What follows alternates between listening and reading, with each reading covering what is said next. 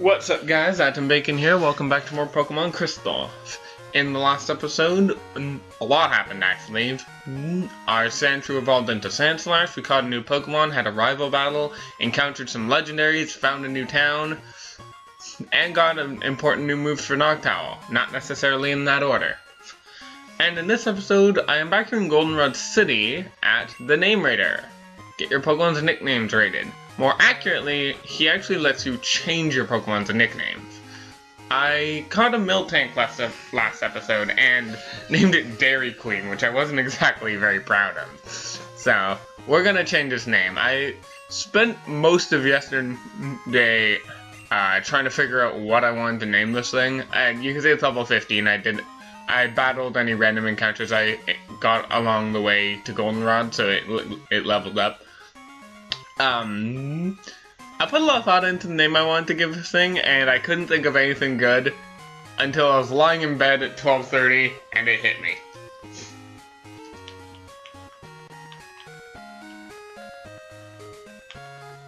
Mulan. This Pokemon is now named Mulan. That's better than before. Well done. I will meet you back in Ecruteak City. Oh! Along the way, the bike shop is calling us.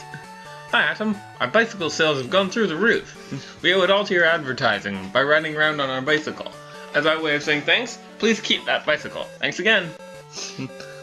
Yeah, we don't have to give this back. It's ours to keep. So we're back here in Ecruteak, and now I think it's time to go check out the dance theater. Seems like we can just waltz on stage, so let's see what the girls have to say. You have lovely Pokemon. May I see them in battle?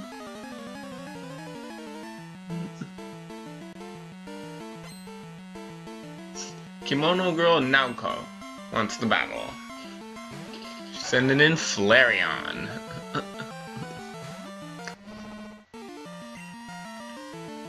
Level 17.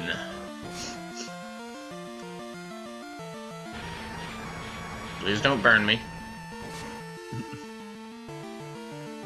Thank you.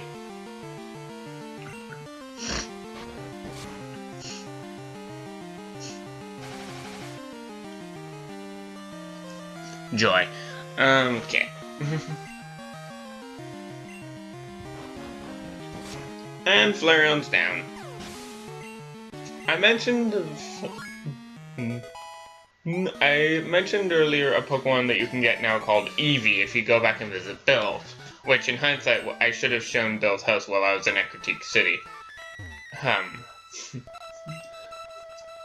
Anyway, I showed off. I mentioned that you can talk to Bill. What am I saying? I mentioned that Eevee has a few different Pokemon it can evolve into. Each of the Kimono girls has one of the Eevee evolutions. Flareon specializes mainly in physical attack, which being a fire type, that's kind of a bad combination. Wow, that did a lot of damage. Kind of a bad combination, and as a result, it's probably the hardest one to use. I've never really seen anyone be able to really get the most out of it in this game. It became better in later games, but in this game it's pretty hard to use. Espeon has the highest special attack of any new Pokemon introduced in this game, though there are other Pokemon with higher special attack stats that existed from the first game that are catchable here. But Espeon's still no slouch.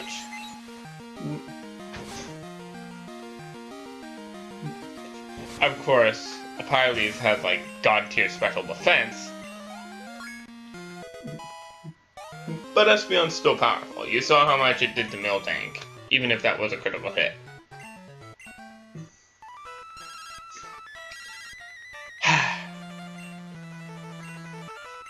Well, I was about to go to the Pokemon Center to heal Mulan anyway, so I suppose that works just as well. Hey, a Super Potion! Also, I noticed a Repel. She must have got this a little while ago, I must have forgotten to take it. I deposited the Ether and the 3 Apricorns I got, because the Ethers I want to save until later, and because I know I won't be using them soon, I don't want them taking up inventory space. This is not the dance theater. And the apricorns, I'm not really going to be using ball creation much because of the way the time cycle works. I'm hoping to get that one ball from the white apricorn by the end of this series, but I'm not counting on the rest of them. Mono Girl Zuki wants to battle Umbreon. Umbreon is a tank, and when I said I thought about using one of the evolutions, this is the one I've considered using. It's always been my favorite. Heck, you can see it in my avatar. I have one of these hanging over my shoulders in my avatar. What am I trying to say? Yeah, I decided not to use it for this for two reasons. One, as I said, it's difficult to use times, and two, I have a lot of tanky team members, so I want to try to diversify it up a bit more. My last two team members are both more on the offensive side. One of them might not have the greatest stats in the world, but it has a great utility and great diversity. And the last one, well, you'll have to wait and see.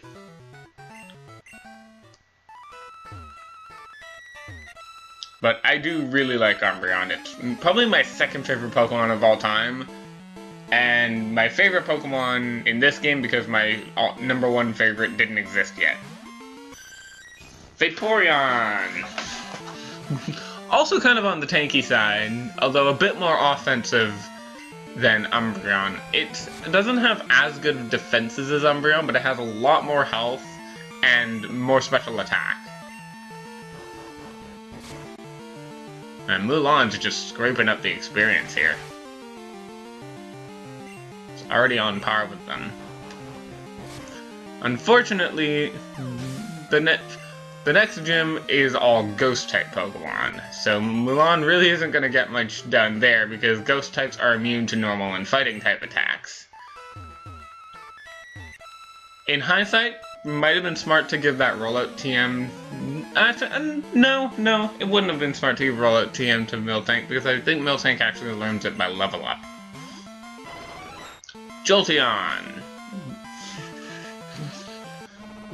If you need an electric type, this is pretty good.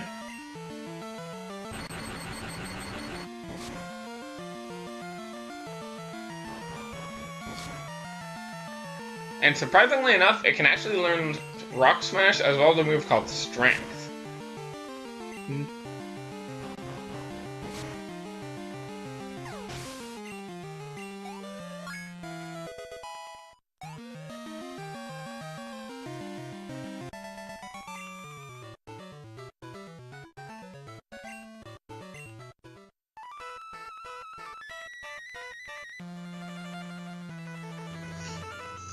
Now that we've cleared all 6, or all 7, all 5, we want to talk to this guy. Not only are the Kimono Girls great dancers, they're also skilled at Pokemon.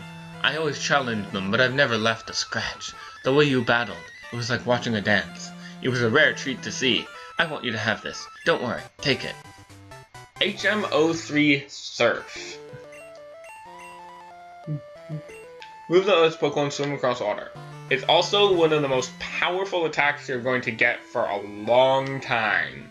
If you caught Totodile or have any other water type, this move is god tier on them. Unfortunately, I don't have a water type yet, so I'm going to need to pick one up pretty soon if I want to be able to cross water. But as it stands, we can't even cross water because we need the gym badge. Because yeah, nothing on our team can learn Surf right now. I stand corrected. Not gonna lie, I'm almost tempted to teach it this so it would have something to use in the fight, in the next gym. But I won't be able to get rid of it for a long time. And I have something else I want to teach Surf to, so I'm not going to, but that's really funny. I'm gonna be doing a lot of switch training too. Actually, no, I'm probably just gonna let Mulan sit on the back burner for this gym, and then use it more in the next route.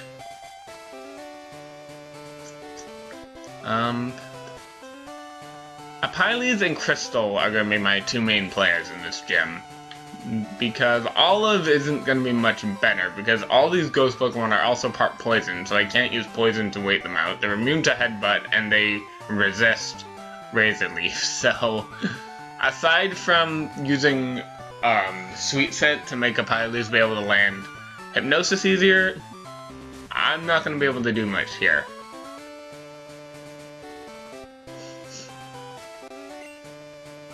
Unless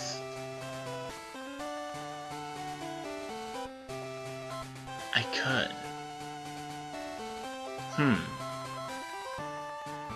Do I? No. No.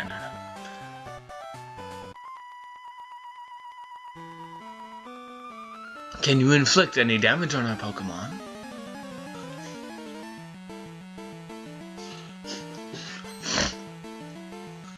Sage Ping wants the battle.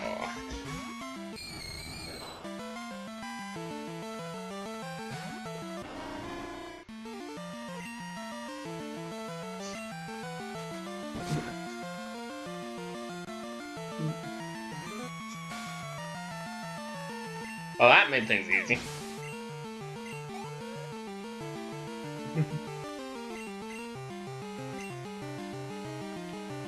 I want to see if Olive can at least do a little bit of something.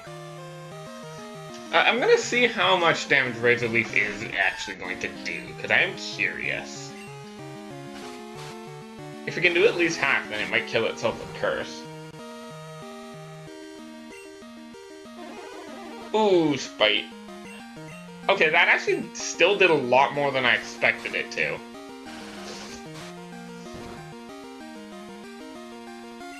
And a critical hit. Nice. Okay, Olive might not be as useless in this gym as I thought he would be. That one didn't use Curse, so I'm actually going to stay in with Olive.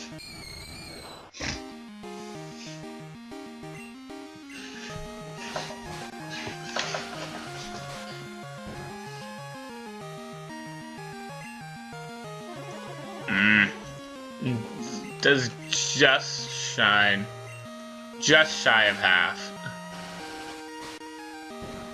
Even with the Miracle Seed equipped. Yeah, not gonna get that lucky crit this time. And Mean Look, yay. Razor Leaf is... Watch, I'm gonna get a crit this time. No, I didn't, okay.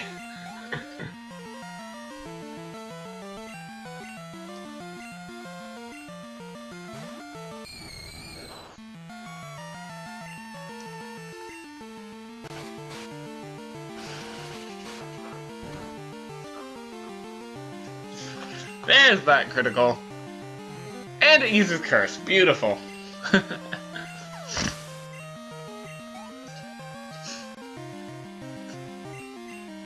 And last one, I'm going to switch back into a Apyles.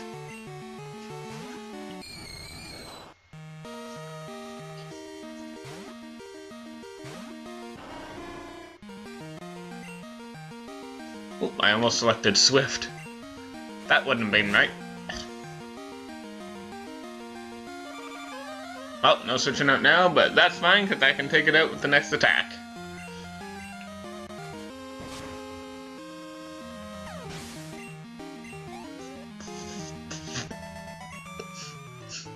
Sage Ping was defeated. Ah, well done. Now, if you try to walk straight forward, you just get reset. You want to use the trainers as kind of a guide and sort of S your way through, so to speak. Now, if you're playing the remakes, actually, Miltank in the remakes can have the ability Scrappy, which lets it use normal and fighting type moves on ghost type Pokemon. So Miltank, if this was the remake, Miltank actually would be able to fight in here no problem. And on that note, if you are playing the remake, don't think that a ghost type is a counter to Whitney in the remake, because her Miltank has Scrappy, and will happily just mess your Pokemon up. Yeah, speaking of messing our Pokemon up, Curse does quite a bit of damage. But one more peck should do that Haunter in. Very nice. Of course, now it gets a crit. And just barely doesn't level up. The two of them combined should be able to take this thing down.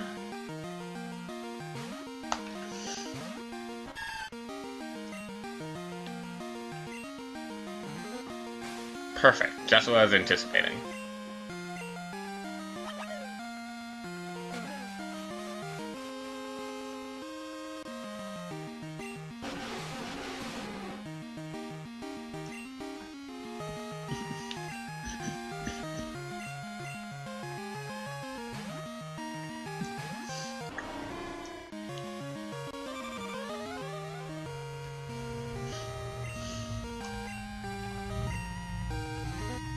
And he used Curse again.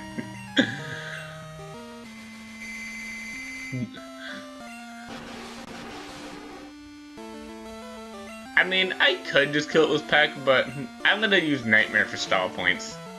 It'll be enough to finish it off.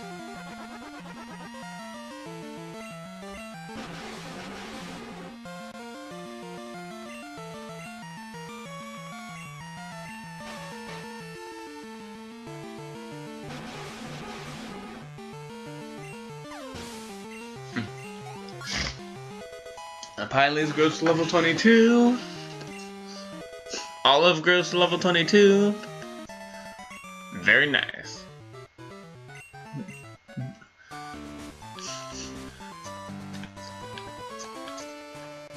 Now, actually, I'm going to quickly go back and heal, so I'll be right back.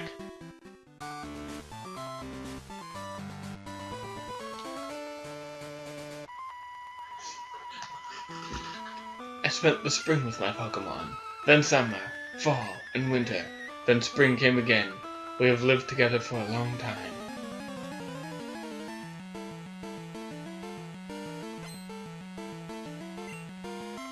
Jeffrey.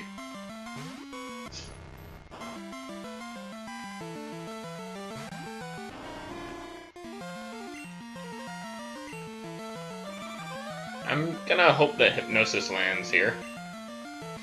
Yay! No aid required.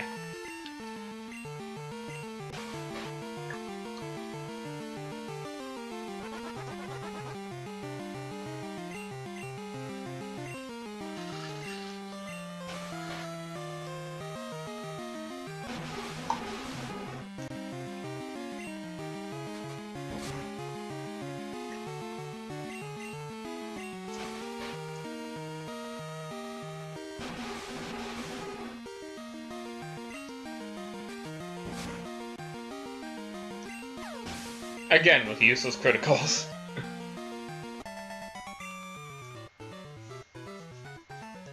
Wins and losses, I experienced both.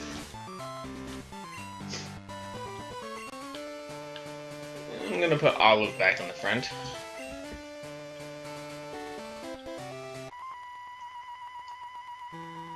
I shall win.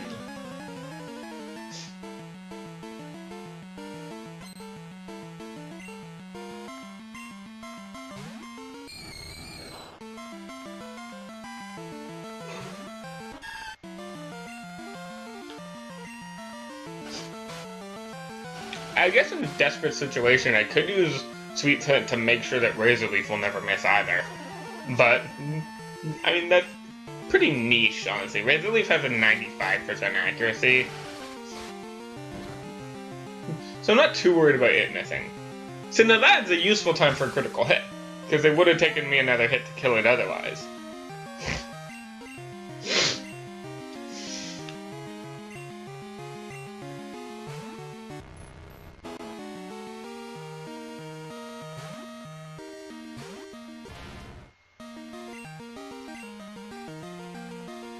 Nice try.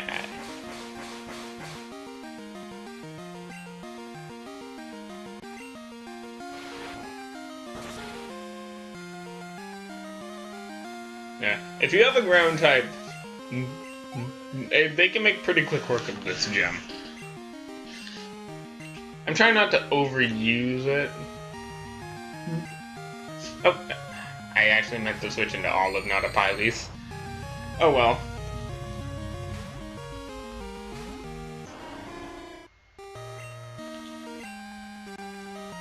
Nope. Oh, no getting out of this now. Okay, good. It didn't take forever to land.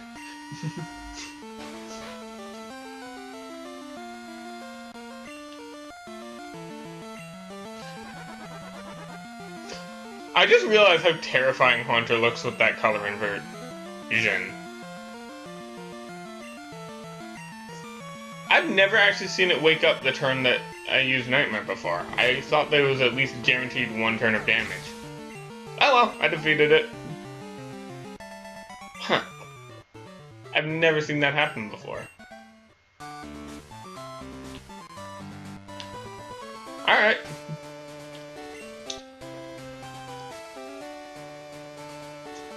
Okay. I'm going to lead this fight with Crystal.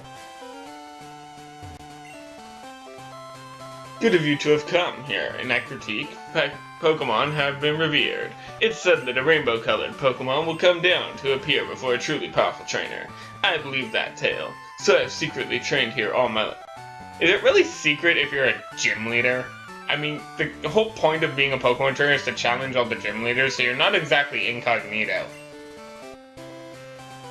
As a result, I can now see what others cannot. Just a bit more. With a little more, I can see the future in which I meet the Pokemon of rainbow colors. You're going to help me reach that level.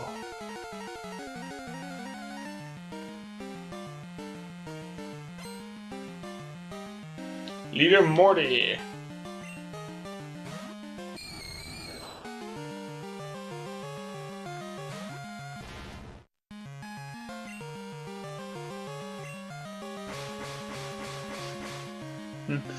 Now, you'd be forgiven for thinking that that Generation 2 didn't add any new ghost types, because I have a ghost type gym and it's nothing but the Ghastly family. There is one extra ghost type that was added in this game, but we aren't going to see it for a long, long time. If even at all. I'm not actually sure if it's in Crystal or if it's only in Gold and Silver. Nevertheless, we have these Pokemon to deal with.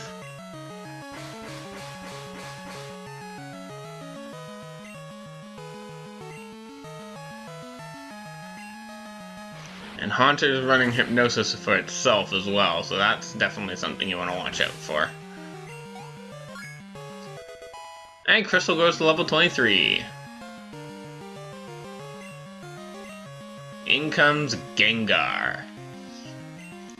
I'm going to switch into Olive.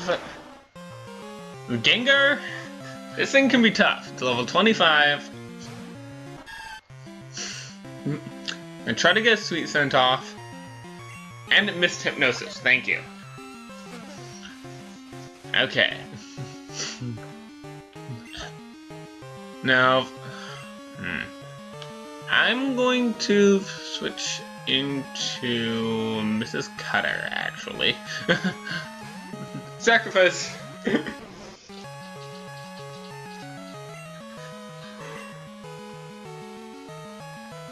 And basically, I'm gonna just knocks out Mrs. Cutter in one hit with Shadow Ball.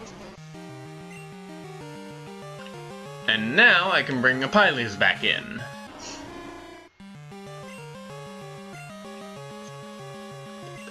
Mrs. Hypnosis didn't affect it. Wait, what?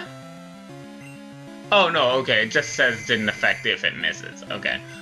The text is kind of weird, and sometimes in this game a miss is stated as not affecting it, and it can be kind of weird, but no. It just means it missed.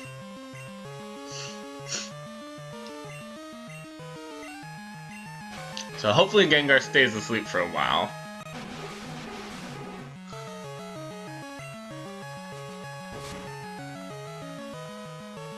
Peck isn't doing a lot of damage, so... P.E.K.K.A does about as much as the nightmare damage itself. One more should be enough. Damn it. It might be wise to go to the Pokemon Mart before this fight and buy some Awakenings. I already have quite a few, so I'm not too worried about that. But if you don't have some Awakenings, it's worth your time to buy some, because this thing has Dream Eater. Dream Eater is a very, very powerful attack that does tons of damage, heals you, and heals you for a portion of the damage dealt, but only works on a sleeping target.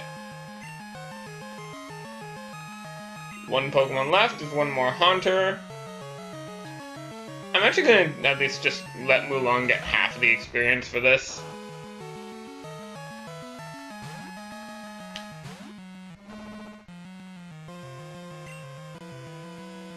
And then switch back into Crystal to finish it off.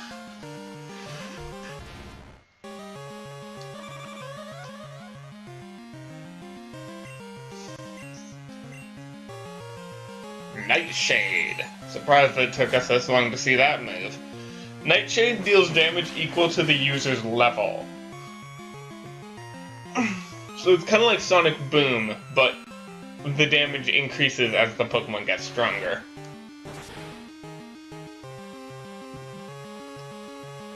But not enough to save it.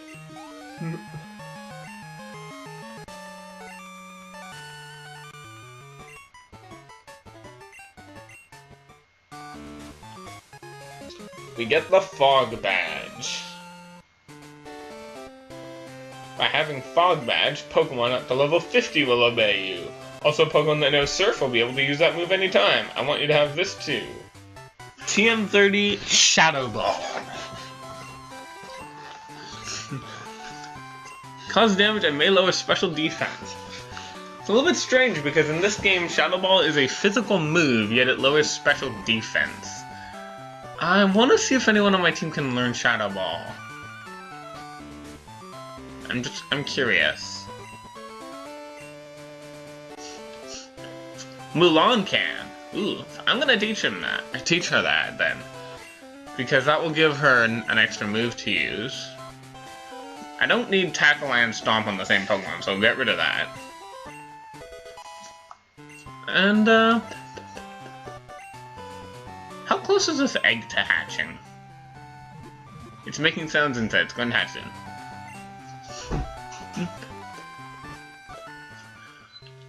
Before we end this episode off, let's see if we can get this egg to hatch. So I'm curious what's going to be inside. I'll cut away to when it hatches. Oh, and there it is. Perfect. Right before I was about to get the other egg Pokemon. And it is Magby! Magby came out of its egg. There are several different Pokemon that this could theoretically be.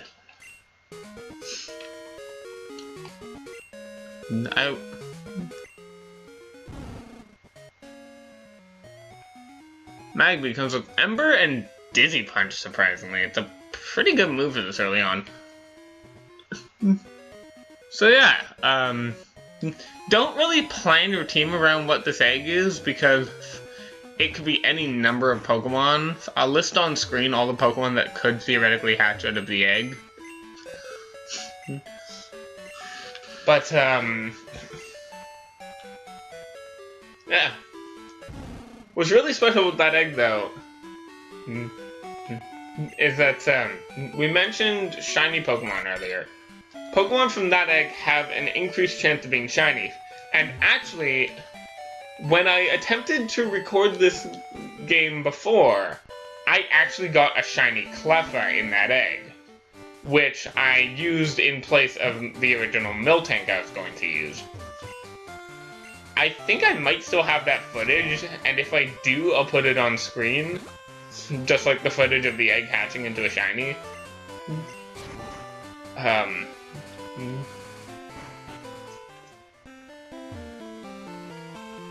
You are not Professor Elm. What am I doing?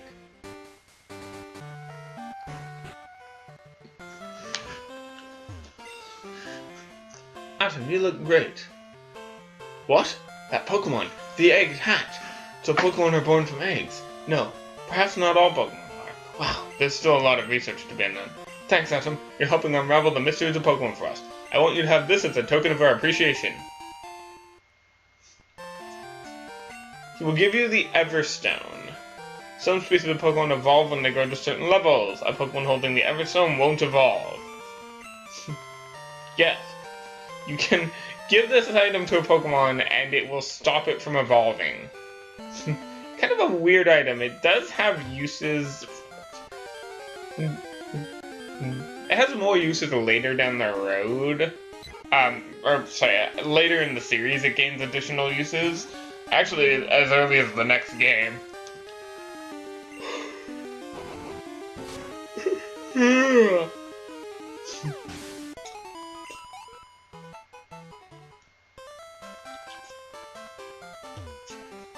Yes, the Everstone doesn't really do much.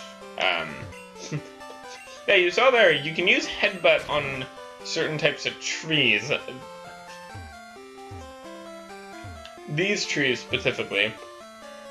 Yeah, what the heck, I'll demonstrate this. Or not. Pokemon can occasionally fall out of the trees. I guess there aren't headbuttable Pokemon in this particular route, but there are in later ones. And,